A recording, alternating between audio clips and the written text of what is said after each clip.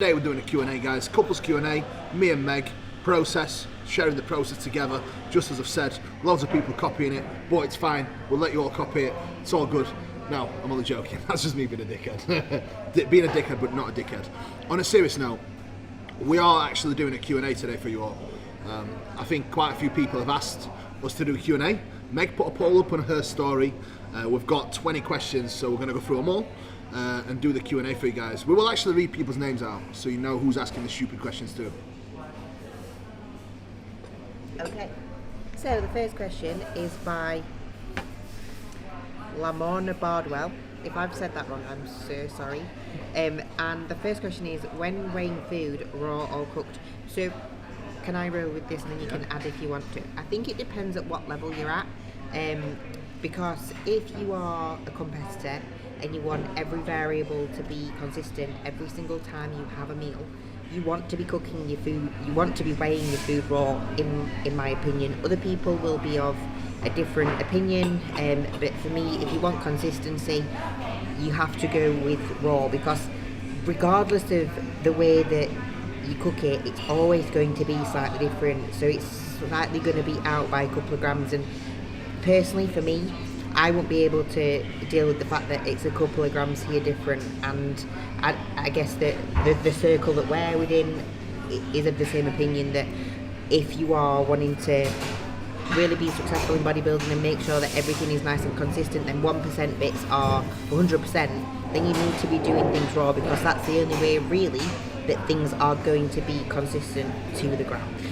But on the flip side, if you are a lifestyle client and you are someone who's literally just starting out on your journey, little 1% things aren't going to matter, especially if time is of the essence when you are a lifestyle person and you're trying to juggle things a little bit more and just start to enjoy the process so much. That's quite funny, isn't it, really? Enjoy the process of eating well. Things like the little 1% of cooking things kind of cooked weight aren't going to make a massive difference. It's just about, at that time, trying to find a routine that works well for you, being able to eat healthily and improve your physique little by little. It's not so much as a need as what you do when you're a competitor. I don't know if you want to add a little bit more to that. How many questions was that? Was that like answer to 10 questions? Or just one question? Was that really long? Well, we've been going 2 minutes. I've literally grown a beard while she asked the one question.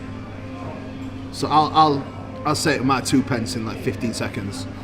Use some common sense. Different rice, for example, yields different weight. I've legit bought a different pack of rice, cooked it, same amount of water, and it's given me like a totally different weight. So one was like 34 grams per 10 gram and one was 29. So you're doing 100 grams of rice, that's a discrepancy of 50, 60 grams.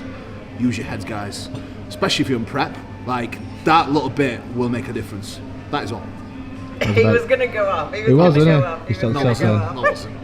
Mate, one question, 2 minutes. We're going to be sat here for 2 hours. Right, so A coffee we called them, wasn't it? I don't think we can answer this one on Let's have a look. this next one, unless you want to. Oh God, we're not going to answer pet questions. Stupid. Mandeeps 0143 0121. Where are you from?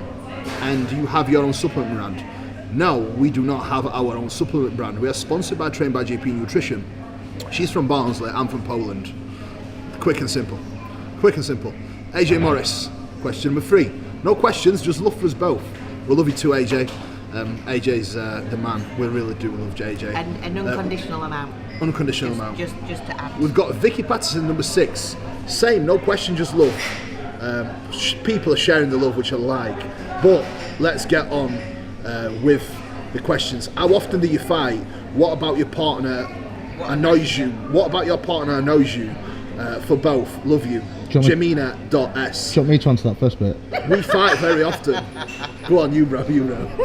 Every 5 minutes. Listen, right. I don't care who you are. If you don't fight, then something wrong in there. Yeah, she just does mating. She can't make a decision, save her life. She does a lot of things to piss me off. But it's nothing dramatic, it's nothing massive. We'd probably have like a big fight, probably once a month. a big one, I would say. Yeah, once a month job. It's almost like a menstrual cycle, once a month. It's quite regular. This is what I was going to. It's quite regular. So when Kuba's on his menstruals, when Kuba's on his periods, and if anybody actually knows Kuba, they will know when Kuba's coming onto his period, and we know that we tried to stay away from him, but any little thing will trigger him. But it's not something that annoys me of Kuba. If it did annoy me, I wouldn't be sat here. So yeah, we bicker often, but we're around each other a lot as well. So I think we just I think it's all from the best place. David, what's the most annoying thing you find in each other? Most annoying thing with Meg? Probably not using her head, not using common sense a lot. That's very frustrating. I'm not going to lie. Yeah, that's definitely something that probably winds me up a lot. When he leaves the bathroom an absolute bombsite after he's been. That's pretty much every time. Thing is, I don't have time to clean up, so it's a quick in and out job. So it's do the necessary, get a wash so you don't stink. Get in, get out, don't waste time. Next one, UltraFlex Miss. It's my client, it's Reshma. Is it Mrs.? She's called Reshma. Reshma. Any tips or advice? Good tips, please. Oh wait. Good tips, please. What's the best way to deal with post-show as a couple who have competed together? Oh, that's a very good question, because it can either work to your advantage or disadvantage depending on what the other person is like. The best way to go about things is you both have the same goal in mind, and that's obviously not screwing up your post period. So in my opinion, adherence has to be kept from both sides. If one person is adhering to the plan and the other person is continuously cheating or going off track, that's definitely going to deter the second person. So I think work as a unit and work as a team. Teamwork makes dream work. Cringy as hell, but it does make sense. At the end of the day, you're in a relationship, you should be able to support each other, and I think the key factor here is definitely giving each other support and making time out for each other to spend together and making social occasions rather than making everything about food. So spend time together and enjoy each other's company. That doesn't have to involve food. So just to put a little bit of context into that as well, Reshma's my client, so she actually asked me to delve into it a little bit deeper. So she actually also asked, what could you do to spend time together that isn't centred around food? So because obviously that the sole focus is not to be eating off plan, but you have more rest days than the amount of off plans that you have each week. So the things that we do to spend some time together: go to a coffee shop, have a coffee. We do some planning together in terms of business. Obviously, if you do whatever it is that you do in life, you could probably have a conversation with your other half about how to be better if that's something that you want to do. Bowling, ice skating. I think I want to take Kuba ice skating again because he's brilliant and I'm terrible. Shopping, cinema, all those juicy good things that probably you could do on prep as well. So it's just about continuing the same things into off season and enjoying some good time together. Spend time with your partner, like talk to them. Like, what can you do? It's literally, the list is endless of activities that do not involve food. Like, it literally is. You could go to any place, like cinema, bowling, golf, mini golf. Pretty much every activity doesn't involve food. Like, I don't understand the question. You can do anything and not let it involve food. And again, plan social occasions that do involve food. Plan them ahead. Next, have you ever coached vegans, and would you if you haven't before? Yes, of course. I think at the moment I've got 2 vegans working with me actually. They are actually pretty good. So, yeah, I've actually got 2 vegans. I've got 3 on my team. They're all making incredible progress. Sorry, I've had 2, I've got 1 because one has actually stopped being vegan to pursue the bodybuilding goals. Yeah, but I've got 3. They work incredibly hard, obviously nice and consistent. I think that the main thing is picking protein sources that are actually of good quality standard of the amount of protein per 100 grams and not a lot of fat content, which there's not a lot out there, but it is possible to be able to do that. Picking things like tofu, tempeh, etc. that have got the high fat content, you're going to find that as a female you are going to hold a lot more cellulite, you are going to struggle to keep a tight anywhere. Like, I always find that having those protein sources make you a little bit more wobbly straight away, so having your protein sources set to something a little bit leaner, I guess that's across the board, but especially as that, then you're going to be onto a winner. That was from Dream Cloud Yoga, and now Ines Volstein. Really struggling post-show with binging, mentally hating myself. Any advice? Bring your calories up to a point where you are not driven to binge. You need to make sure that your plan is definitely somewhat keeping you satiated. Right now, I would not try and yo-yo diet. I would not try and work off the extra weight gain you have, because seemingly it's going to be counterproductive, and mentally it's going to put you in a worse place. Ultimately, set a plan of action, set a game plan, plan your social occasions ahead, remove any food that may drive you towards binging from your household, and set a plan that is realistic and you can adhere to. And ultimately, what it comes down to, end of the day, do you truly enjoy this? Do you truly love this sport? Like, if everything's in place, your plans and structures in place, and you're not really starving continuously, which, you know, it can happen, then, you know, question is this for you? Because I think many people that are driven towards binging, if it's not down to the errors made by them or the coaches, it's simply because they really shouldn't be dieting and shouldn't be going for a contest prep, because they're mentally not ready for it. That's always my kind of advice with that. In terms of mentally hating yourself, don't, because we've all been there. Everyone's done it. I know it's hard for me to just say don't, but that's just the reality of it. Set a plan of action and watch some of the content that we've actually done, because we've done loads of content on this. I'm going to actually post a video about that. Yeah, I'm actually going to post a video about that a little bit later anyway, so that will be on my Instagram for you to watch about not hating yourself, which will probably help you in a sense. But I think another main point, which I do agree with Kuba on the parts that he's obviously said, but I think a really big one is actually having a good amount of accountability with your coach if you do have one, and probably asking them to have more frequent check-ins is probably a good one to go down. I know that girls that have struggled with me, I have increased the frequency of them checking in with me, and it's definitely helped with them being more accountable to somebody to be able to actually be able to stick to a plan. But I think that all those different things that Kuba have said is obviously a way to really go about it, and it's how we both really approach it. Very good. Jacob 3137. Would you say a lot of athletes are trading high volume or intensity nowadays? It's literally the athletes that either don't like training to failure or don't know how to train effectively to failure. Yes, they are trading it in because they're not getting the results, because they don't have the application to do so. So if someone doesn't have application through either the ability to execute the movements properly and or take them to failure, naturally they will look at other means such as higher volume, and that's okay. At the end of the day, you know, I've got some guys that need to train higher volume because that's just the way they enjoy training. Ultimately, it comes down to is what do you enjoy the most, and again, you know, the lower volume has been proven time and time again to be far more effective, and it is more effective. I've tried both. Jordan's tried both. Jordan tried the RAR approach, and he just withered away.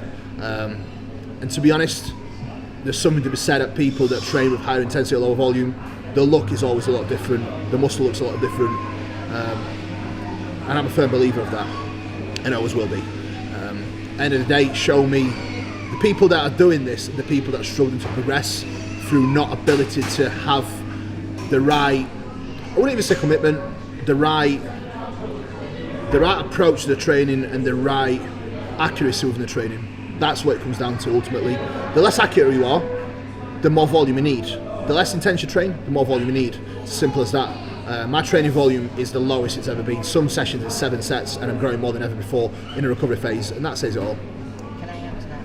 So, my It's training. not school. You're not in the classroom. You'd have to put your hand.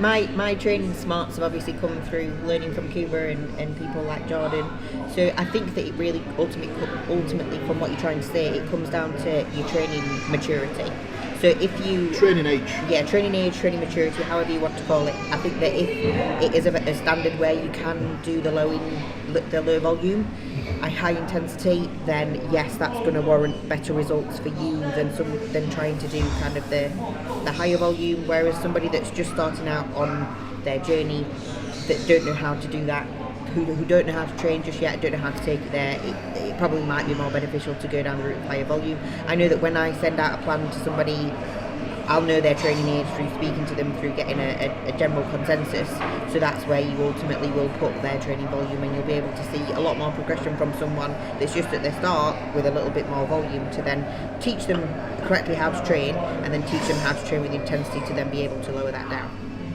Absolutely. And I think the more accurate you get, the higher the training age, the higher the accuracy, the less you need to create an adaptive response, because your stimulus is greater through being just better at training. Many people forget training is a skill. The better the skill set, the more you can put into that set, so the less work you need, in essence. Do you know what? One of the best things that I ever listened to was a podcast we listened to, I'm sure it was with John Jewett, and he said that the way that he teaches someone how to train to failure was through involving... Matt Jensen. Oh, was it Matt Jensen? Yeah, Sorry, on Matt. a I know that you're not probably watching this, but it was from Matt Jensen, and it was through adding in intervals, teaching someone how to teaching them how to feel that feeling of uncomfortable, that they can then approach it into their training. And I've done that quite a lot since I listened to that with some of my clients, and it's worked wonders. Absolutely. Ungraceful Potato, great name. Thoughts on and do you believe in body fat set point theory? I don't. What I do believe in is everyone works at a different set point for the body fat, so where everyone sits more comfortable and where they are the most productive at. Some people need to be leaner, some people need to be a little bit fluffier, but again, that is not an excuse to be fat. I don't believe that it's productive to get fat. Loads of people use it as an excuse to just be fat. When you are fat, you are just gaining more fat. You're not growing any muscle tissue. I just want to highlight that one because that's a mistake I've made in the past. I think that that's probably something that you can probably share from me, because I do have to sit on a higher level of fluff to be productive and for me to be able to gain muscle compared to being super lean. But again, I'm still quite lean for the average person. Yeah. So I think it'll probably be good to be able to show that through this. Yeah, but the thing is though, when I actually show people like your fluff, that's still pretty lean for a female especially. But I definitely agree, like you have to find your sweet spot is what I like to call it, not a set point, and you will know where you kind of gain the most muscle tissue. But ultimately we all get to a point where we need to pull back, as we all get to a set point where there's just too much body fat there and it needs to be taken off to be able to really push back up. Alex Jeffrey, are you competitive towards each other in any way? I'd say in the gym probably a little bit, but then again we can't really compare because the weights are so different. But I am stronger like pounds. Are you competitive? Mate, there is no competition when all you do is win. We could put that Rick Ross tune now. All they do is win. No matter what. No, I don't think that we're competitive. I think that we push each other on, maybe in a competitive way, but I think that we're just supportive is the right word rather than competitive. Basically, I'm the champ. Everything we do, I win anyway, so yeah. That's not true though. Copper NDR. What was the hardest part of Meg's prep? What will you focus in the future? And congratulations. Hardest part of Meg's prep was her not actually losing any weight and having to reassure her pretty much on a daily basis that she's getting leaner, she's getting better. In terms of what we need to work on for the future, A little bit more muscle in the right areas. With that, we'll be able to push for a lot more condition and just bring a much better package to stage, which is exactly what I've done this year. She did incredibly well. She beat a lot of seasoned figure veterans this year, which was always the goal. And I'm definitely proud of what she's built and the amount of progress that she's made. So basically what we need to work on is rinse and repeat for sure, just to continue getting better and continue bringing her physique up to a standard that I know we can reach and the potential that it has as well. Red Broughton, do you ever struggle with chicken? It's so dense. We hardly eat chicken. We eat chicken once a year. No, we hardly ever eat chicken, to be honest. We have one chicken or turkey meal a day, and that's like 100 grams. Because I have steak with it. I'll add to that. I think that you probably mean that it's quite dry, so you probably just need to look at the way that you're cooking it, and obviously you can be as simple or as fancy as you want to. You can choose whatever it is that you want to do, but simply you can just add a couple of seasonings, add it into the air fryer for probably a little bit less time, and it will be a little bit less dry, which will mean that it will go down that little bit better as well. Healthy Fit Cleo, bloated appearance from pets, should I be patient? You should probably lower the dose quite significantly. You shouldn't really feel bloated of peds. That's just not the way it works, unless you're just doing something drastically wrong. I always find it's probably the opposite. What? Probably when I'm on cycle, I'm probably a little bit less bloated than when I'm actually on cycle. So it just depends what they are doing, though. I think if you're bloated from peds, discontinue using them, or change your approach towards what you are doing. perhaps a little bit too much. Perhaps too much. Alex and Dr. May, do you ever redo a set? What? Do you ever redo a set? So let me go down this route. If I was to do a set and it was a bit of a bomb, which happens, it really does, especially if you overreach, which sometimes have in the past got greedy and it's gone to rubbish. Kuba will not allow me to do another set. He will literally just say, we go again next time, we know what we need to do better. But if we're talking about Kuba, then he will most definitely redo his set. Because he doesn't listen. Do as I say, not as I do. Mike Hagenson, blood glucose monitoring, what indicators are we looking for? So blood glucose monitoring is a funny one because you have to look out for what could affect blood glucose, and that could be stress levels, poor sleep. There's many factors that actually go into measuring blood glucose, so you need to learn the basic understanding of what and whys and hows with it. But basically, if you are nailing all the variables and your blood glucose isn't affected by some of the things that I've mentioned, then ideally in English measurements, I wouldn't really want to see it sitting any higher than 5.1 or 5.